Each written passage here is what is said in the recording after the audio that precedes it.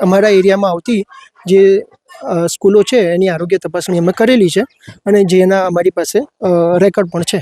જે સ્કૂલમાં બાકી છે તો આપણે વાત થઈ એ દિવસે જ અમે કરવા ગયા હતા, પણ આવું કંઈક થોડુંક વાત થઈ પછી થઈ નથી, જે અમે આવતા અઠવાડિયે એમને કીધું હતું કે અમે કોલ કરીને આરોગ્ય તપાસ કરવા માટે આવશું. બેઝિકલી કેવું હોય છે કે જે કામના દિવસો હોય એમાં અમુક વખતે ફાગણી પૂનમ જેમ આવી હતી હમણાં ડાકોરમાં, એમાં અમારી ડ્યુટી હોય, એક્ઝામ હોય તો એમાં પણ અમારી ડ્યુટી હોય, તો એ દરમિયાન જે માઇક્રો પ્લાન કર્યું હોય તો એ ટાઈમ પર એ જો સ્કૂલ આવી હોય તો એ અમે ચકાસી ના શક્યા હોય તો પછી અમે એને રીશેડ્યુલ કરીએ અને પછી એ રીતે અમે કરી દેતા. મારી બધી શાળા થઈ ગઈ છે ને સ્તુતિબેન, આપણે બધી શાળા પતી ગઈ છે ઓલમોસ્ટ.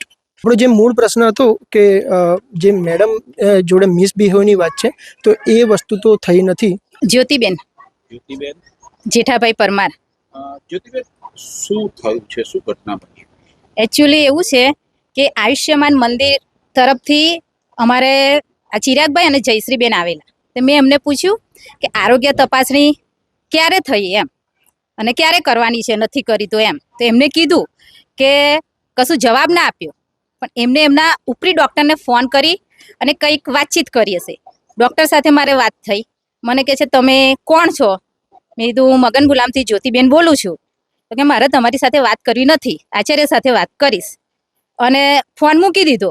પછી થોડીક ક્ષણો બાદ જ આમ 15 થી 20 જ મિનિટની અંદર જાણે કે ચડતા ઘોડે ડૉક્ટર સાહેબ અને એમની ટીમ આવી પહોંચ્યા સ્કૂલમાં, અને આવીને તરતીમાં જ આમ તૈયારીમાં જ પૂછવા લાગ્યા કે જ્યોતિબેન કોણ છે? મેં કીધું હું પોતે જ્યોતિબેન એમ. તો કે બેન આરોગ્ય તપાસણી વિશે. મેં કીધું હા મેં જ પૂછ્યું હતું. તો કે છે કે મારે તમારી સાથે કોઈ પ્રકારની વાત કરવી નથી, તમારા આચાર્ય ક્યાં છે? મારો સમય બગડે છે, મારો ટાઈમ બગડે છે. છતાં પણ મેં કીધું કે મને ખાલી આરોગ્ય તપાસણી ક્યારે થઈ એ જાણવું હતું. છતાં પણ એ મારી ઉપર વાદ વિવાદ જ કરવા લાગ્યા, અને એમની જોડે જે સ્ટાફ આવ્યો હતો એ પણ વાદ વિવાદ કરવા લાગ્યો કે આરોગ્ય તપાસણી થઈ ગઈ છે, તમે ગેરહાજર હશો, તમે પાળી પદ્ધતિ ચાલે છે શાળામાં એટલે તમે નહીં હો. પણ આજે 116 બાળકો છે શાળાની અંદર, આરોગ્ય તપાસણી થઈ હોય તો કમસે કમ એટલી તો ખબર પડે કે થઈ છે એમ. અને અમારે એક ગ્રુપ ચાલે છે એની અંદર દરેક એક્ટિવિટીના ફોટા અપલોડ થાય છે, રોજે રોજ જે પ્રવૃત્તિ થાય છે, તો એટલી તો મને અંદાજ આવે કે ના આવે કે આજે આરોગ્ય તપાસણી શાળાની અંદર થઈ છે કે નથી થઈ. મારું નામ પટેલ સેજલબેન રમેશભાઈ છે. બેન, શું ઘટના ઘટી હતી? તે દિવસે 27 તારીખે મેં જોયું કે ઓફિસ બાજુ બૂમાબૂમી થતી હતી, વાત વિવાદ થતો હતો, એટલે તેની જાણ થતાં હું આ બાજુ જોયું તો મેં જોયું કે આરોગ્યની જે ટીમ છે ડૉક્ટર સાહેબની, એ અમારા શાળાના જે બેન છે એમની જોડે વાદ વિવાદ કરતા હતા. એટલે ત્યાં પહોંચી એટલે મેં કહ્યું કે ભાઈ આરોગ્ય તપાસણી થઈ નથી. તો મને જાણવા મળ્યું, મેં જોયું કે એ જે ટીમ હતી એ ટીમ બેન જોડે ગેરવર્તણૂક જ કરતી હતી. એમને એક પણ વાત સાંભળવા એ લોકો તૈયાર નહોતા. બેને કહ્યું છે કે અમારી શાળામાં આરોગ્ય તપાસણી થઈ નથી, પણ એ લોકો એ જ મનાવવા માંગતા હતા કે અમે આરોગ્ય તપાસણી કરી છે. બેને એટલું જ પૂછ્યું કે આરોગ્ય તપાસણી થઈ હોય તો અમને તારીખ આપો, પણ એ લોકો તારીખ આપવા તૈયાર નહોતા અને ઉપરથી ધમકાવતા હતા કે આરોગ્ય તપાસણી થઈ છે, તમે હાજર નહીં હોવ. સુરતવાળા બેન હતા એ વખતે આરોગ્ય તપાસણી થઈ છે. મેં કહ્યું કે સર, સુરતવાળા કોઈ પણ બેના શાળામાં નોકરી કરતા નથી, પણ એ આરોગ્યની જે ટીમ હતા એ ડૉક્ટર સાહેબ, એમની જોડે આવેલા અનેક ભાઈ અને બીજા બે નર્સ બહેનો કોઈ પણ વાત સાંભળવા તૈયાર નહોતા. ટૂંકમાં એ લોકો શાળામાં ગેરવર્તણૂક કરવા જ આવ્યા હોય એવું અમને લાગ્યું. ઘટના એવી બની છે કે શાળામાં આરોગ્ય તપાસણી અમારું વર્ષ પૂરું થવાય ત્યાં સુધી થઈ નથી. એટલે શાળાના બેને આયુષ્યમાનવાળા ડૉક્ટરને પૂછ્યું હતું કે ક્યારે કરવાની છે. તો એમણે ઠાસરા ખાતે કોઈ ડૉક્ટરને ફોન કર્યો હતો વસીમભાઈને કે ભાઈ આ બેન આવું પૂછે છે. તો એ ડૉક્ટર સાહેબ જાતે બીજા 2-3 ડૉક્ટરને લઈને શાળામાં આવ્યા હતા અને કે મારે તમારી સાથે વાત નથી કરી. ટૂંકમાં એમણે ચકાસણી કરી છે એ જાહેર ન થઈ જાય અને એમને કશું કરવું નહોતું, એટલે બેન સાથે વિવાદ કર્યો. પછી મારા આવ્યા પછી મને એવું કીધું છે કે ભાઈ આપણે હવે આરોગ્ય તપાસણી કરી દઈશું એમ, પણ બહેનો સાથે ખોટી એમણે મગજમારી કરી છે. કઈ રીતનું વર્તન કરવામાં આવ્યું? વર્તનમાં કેવું છે કે સીસીટીવી ફૂટેજ મેં જોયા તો એની અંદર હાથ લોબાગાડી કરીને એકબીજા સામે વાદ વિવાદ કરી રહ્યા છે. એમાં બેન એમને જણાવે છે કે ભાઈ સીસીટીવી મારેલા છે, તમે ખોટા વિવાદ ના કરો. છતાં પણ ડૉક્ટર સાહેબે બહેનો સાથે ગેરવર્તણૂક કરી છે એ અમે જોયું છે. એટલે શાળા વ્યવસ્થાપન સમિતિ એસએમસી દ્વારા અલગ અલગ જગ્યાએ ઉપલી કચેરી, કલેક્ટર સાહેબના, ડીડીઓ સાહેબના, જિલ્લા વિકાસ અધિકારી સાહેબના, પછી ડીપીઓ સાહેબના, આરોગ્ય મંત્રી, તમામ જગ્યાએ અમે અરજી કરીને આની ફરિયાદ કરી છે.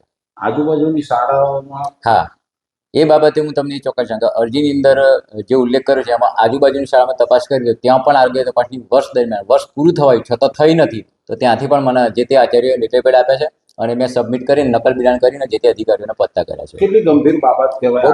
બહુ જ ગંભીર બાબત કહેવાય, કારણ કે ઘણી બધી શાળામાં ઘણા બધા બાળકોને ગમે તે અલગ અલગ બીમારીઓ છે, અમારી શાળામાં પણ છે. તો એ બાળકોને આ લાભ મળતો નથી, એટલે આની સામે કડક કાર્યવાહી થવી જોઈએ એવું મારું માનવું છે. અમારી પાસે 2009 જેવી સ્કૂલો છે જેની અંદર શાળા આરોગ્યની કામગીરી થઈ છે. એમાં 3,48,264 જેવા બાળકોનો તપાસ કરવામાં આવ્યું છે અને એમાં અમારી કામગીરી લગભગ 99% જેવી થઈ છે. એમાં બર્થ ડિફેક્ટના જે કેસીસ છે 445, 9,828 ડેફિશિયન્સીના, અને ડિઝીઝ જે બીમારી અલગ, કોઈને દાંતની બીમારી, કોઈને બીજી કોઈ બીમારી, અથવા કોઈને હાર્ટની બીમારી, કોઈને કિડનીની બીમારી, કોઈને સ્કિનની બીમારી, આવી રીતે નાની મોટી બધી બીમારીઓ મળીને 24,775 બીમારીના કેસ મળ્યા છે.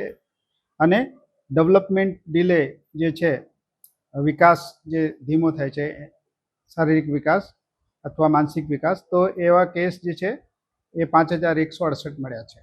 અમારે પાસે જે ડેટા છે એની અંદર એવો જણાતો નથી કે કોઈ નિશાળ બાકી રહી ગઈ છે, કોઈ શાળા બાકી રહી ગઈ છે.